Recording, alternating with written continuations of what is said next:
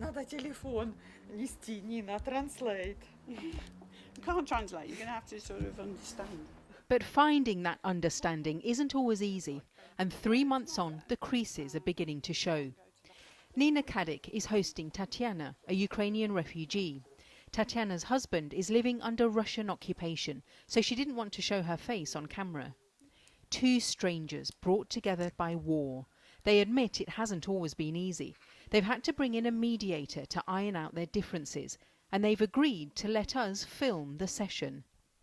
Were there any specific things that you've felt you needed to highlight and to bring up to make things more convivial living together? There are still some little niggles that I think we probably still need to talk through. Back home, Tatiana was a dental nurse, but she struggled to find work, partly because she's still trying to learn English. They both admit it's cultural practices that have been harder to translate. I have a pet dog and I know he's very bouncy and very friendly, Barney. I went out one night and came back and found him tied up to the patio table.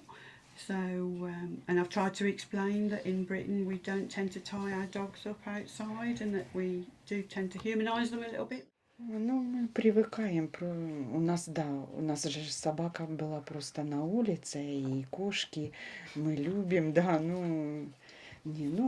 все нормально. Grateful, or a bit of a clash, not of personality, but of kind of cultural appreciation. Helping to mediate, local businesswoman Simone Shetman. She got involved with the Homes for Ukraine scheme as a volunteer, but found there was a lack of official support when things go wrong. There was an initial rush and a sort of romanticism about taking in refugees, but then when the reality sets in, that's when the cracks can begin to show. I think that's right. Most people have had a parent or a sibling live with them for a week, but people you don't know from Adam, a mother with 2 kids, suddenly with the dynamics of what they eat, what the bed routine is, how they play with the dog or the cat. These things are challenging, and a week or 2 or 3 is one thing. 3 months or 6 months or 12 months is a completely different scale. Officially, 1,300 Ukrainians are now homeless, some as a result of a breakdown in the relationship with their host. There's a concern that this figure will only increase, because the original 6-month placements are coming to an end, although the government has announced an extension. Where are they going to live? In what conditions are they going to live? Some hosts won't allow them to stay after 6 months, so they don't have that choice. Some hosts have actually said, I need this to end before the 6 months. So those conversations have to go into the local authority, into rehousing in hotels or hostels.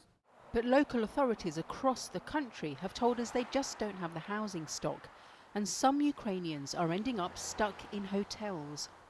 When the Homes for Ukraine scheme was announced, 250,000 Brits applied in a huge effort to help, and most placements have been a success, with 82,000 refugees housed.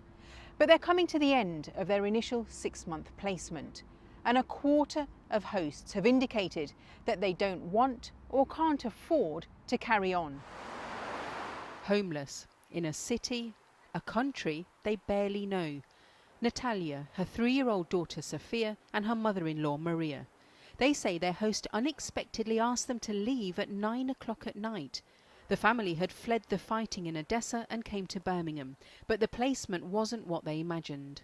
1,5 месяца мы спали на на полу. полу. У спонсора. Без кровати, без ничего. Мы спали на полу у спонсора. They're now in a hotel paid for by the council.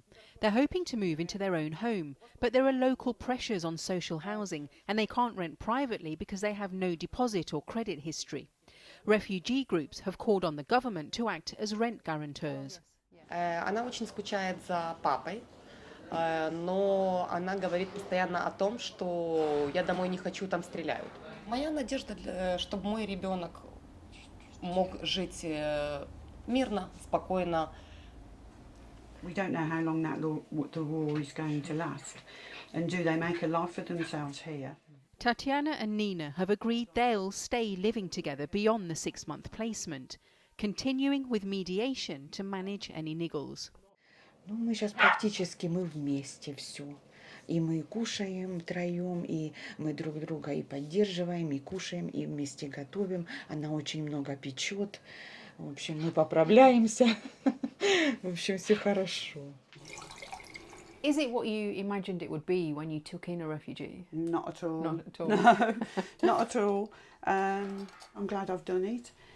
You know, I have given someone safety and security, and I'm very lucky to have had two people such as my guest come into my life, for however long that may be.